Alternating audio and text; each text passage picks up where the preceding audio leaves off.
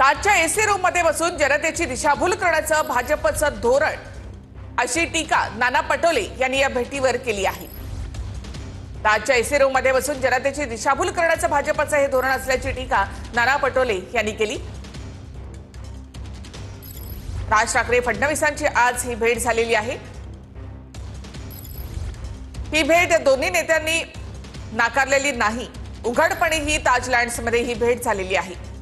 आधी राज ठाकरे ताज लँड्स मध्ये पोहोचले आणि त्यानंतर फडणवीस अर्ध्या तासानंतर ताज लँड्स मध्ये पोहोचले।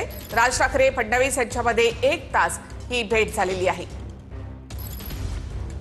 इव्हेंट आहे आणि